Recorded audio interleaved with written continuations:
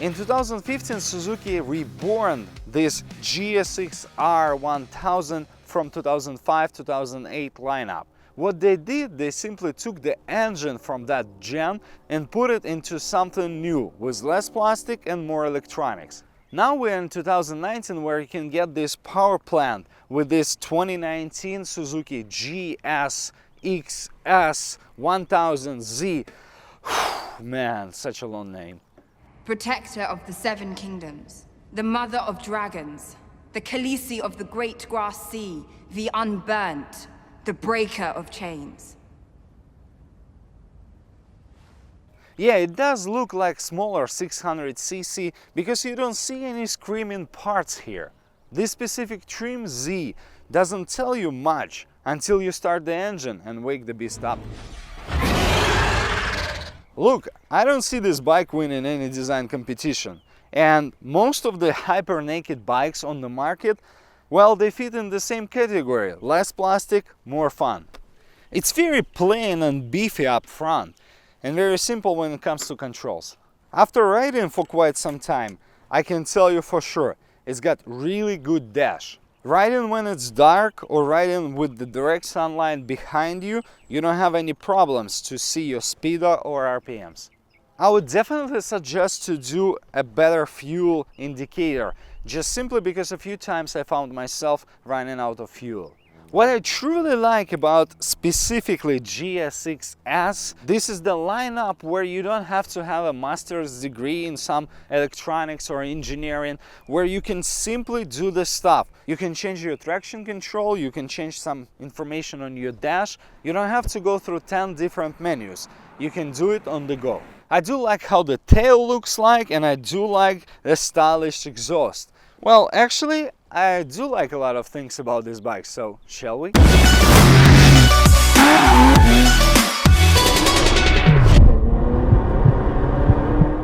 Let's talk about your first impressions. When you approach the bike, you turn the key, you see this dash, you jump on it, take the kickstand, clutch, and you click. See, I specifically said click, just because you don't have to hold the start button. And now, look at my RPMs. I'm releasing the clutch just a tiny bit to get this RPM assist. What I'm trying to show you that you can literally start with no throttle. So minor tiny little things, they do create a most positive impression. And when you start the engine, you start moving, you start doing your first baby steps, you realize manufacturers went so far, and now it's 2019. And the good news, you can get it with something that doesn't cost 20 grand. Let's cut the chase and go straight to the point. Can this bike be your daily driver? If you'd like to hear the short answer, yes, absolutely. It's really comfortable. It's good when it comes to some bumps, some rough pavement, and at the same time you still can go fast. This is not the moped. You're talking about 1000cc engine that they literally took out of the 2005-2008 lineup from GSX-R1000.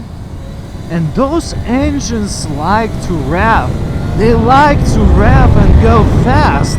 Man, it's wickedly fast. So going back to the topic where this GSX-S1000 will be your daily driver. Yes, you can absolutely do that. In one day, I was able to put 400 miles and I was worn. I was worn and I went straight to sleep after that. But the bike was saying, hey, can we get some more gas? And if you're planning to do a lot of highway riding, you can get one of those with the taller windscreen and more plastics. It's gonna cost you about 500 more, and it's called Suzuki GSX-S1000FC. Corner after corner, you realize how good this suspension set. You can easily adjust tension, preload, like in most of the bikes. And the rear suspension setup gives you that unique feel. Usually the rear gives you more feedback, likes to bounce around. While preload on this shock can be adjusted very easily, and those Dunlop tires give you so much grip. I cannot really stress enough, this is one of the entry-level Dunlop tires. Look, it's Dunlop D214F, and those tires you see on a lot of different bikes. Like for example Kawasaki Z900. And that's where you start thinking, so many different manufacturers do some entry-level tires. Why you see Dunlop D214 on a lot of bikes in this price point? Well, simple and straightforward. They do give you this quite soft rubber, and I've been riding maybe for 30 minutes, and you can see this rubber likes to bend around, and it's quite sticky on the sides. Since I've mentioned Kawasaki Z900, I have to tell you the big difference. Z900 does not have traction control. While this bike and CB1000R, you can see traction control in 4 different modes. You can adjust it on the go. All you gotta do is just basically roll down from the throttle and change your traction control setting. Let's focus on the dash for a moment. Look at my first gear, 5000 RPMs. Since this dash goes left to right, you can easily understand your RPMs. But when you are staying at 5000 RPMs, this is, in my view, one of the smoothest spots that you can find in this bike. Going fast through the corner, leaning all the way down. Let's click through the gears. Look at the dash. You're barely losing any RPMs. Besides the first very tall and wickedly powerful gear. Woo! Man, it's so fast.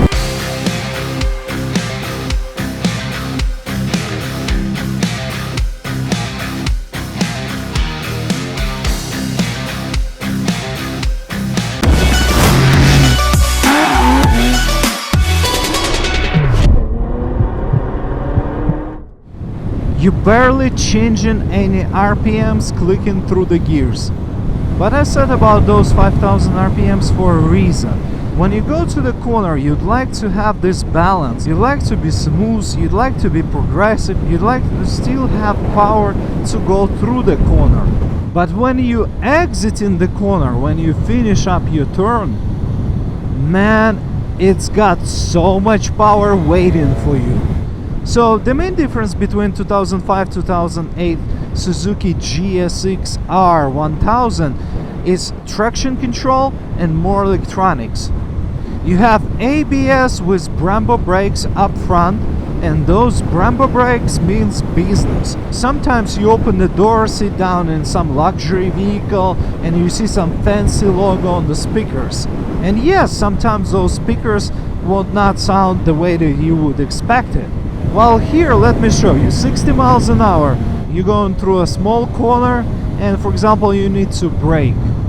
It slows down so smoothly, so progressively. And look at my initial bite. Look at my RPMs. You're just barely touching the brakes. Well, but when you have so much power, you really need some good brakes to stop you. So while I'm sitting on this red light, let's talk about seating position itself. I really do like that this gas tank sits a little bit higher. So you have really good knee grips, and if you put some tank pads here, it will help you to hold yourself during those weekend rides. It's really good that you got this back seat that allows you to put your passenger higher. And I had a chance to spend some time, I had a chance to ride with my passenger, and you know what? It was absolutely nightmare to do it on CB1000R. It was great on Kawasaki Z900, and this Suzuki GSX-S1000, something in the middle. I'm not a big fan of this fat bar. Yeah, it's really called fat bar. It's made in England. I have nothing against England, but I still do have problem with this fat bar. Yes, you can adjust it, you can lower it, or you can make it higher. But on the other hand, it creates another problem. You will need to move your hands forward or get it closer, where ideally I would love to have them a little bit lower, but keep them on the same spot. Something I'd like to point out, and most likely you won't hear this in any other review. Yes, this is a beautiful engine, yes, this is a beautiful bike, but when it gets to right around 7,000-8,000 RPMs, you get so much vibration through your seat, through your foot pegs, through your hands. Man, it screams through your hands like a fire truck. And I don't really know how to show you that and if there is a way to do that. But you have to believe me, this is more vibration through the steering, through the foot pegs, through the chassis than you will ever find in any other competitor. This suspension setup is absolutely perfect for your commute. If you would be able to somehow get rid of this engine vibration, it might score to my top of the list comfort and power. Very predictive, very comfortable, and very fast. Let's talk about some minor stuff. You have this huge mode selector. It does change only simple stuff like your trip computer, your traction control settings, like distance to empty, nothing too special. And you have this huge selector right there. Then you look at the dash and you see those two knobs on top. They do same thing. They do change trip computer, they do reset miles, they cannot do anything about the traction control. But now think about it. You have two ways to basically reset your trip computer. Why would you ever need such a big mode selector? Traction control works beautifully. When your rear slips, it cuts the power, but it doesn't do it aggressively. It's very smooth. Same as brakes. Man, those Brembo brakes and traction control is absolutely beautifully done on this bike. I already mentioned a few points that I would love them to do differently. And something that I would suggest to put on their to-do list is to make this brake and clutch lever a little bit smaller. So for example, if I want to put my two fingers here and clutch in, yes, you can disconnect the clutch from the rear wheel, but you literally need to hurt those two fingers because it does go all the way down and it covers the entire handlebar. From the practical standpoint, I like to mention a few things. You have enough gas in your gas tank. This is 4.5 gallons, which translates about 150 miles range. You got this usable headlight, even though I don't like the styling, but during the nighttime you have enough light, especially with the high beam on. You want to see something cool besides this GSX-S? This is LA, and it's all covered with the clouds, watching the sunset while others can see it today. Power, fun and comfort. Well, it is possible when you're talking about Suzuki GSX-S1000Z. Man, it's a long name. This Suzuki topic is very close to me because I used to own one of those. I used to own K7 model.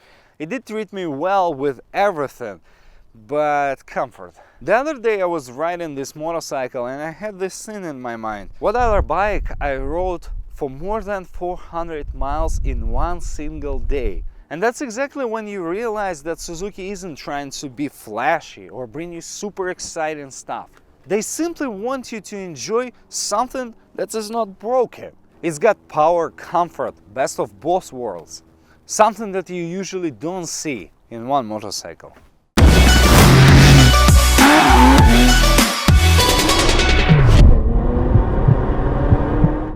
You wanna wear it? Maybe you wanna wear it. Would you like to wear it? Nobody wants it? If you don't feel this is your everyday outfit, hit the subscribe button, ring the bell, and watch the newest and coolest bikes and cars every single week.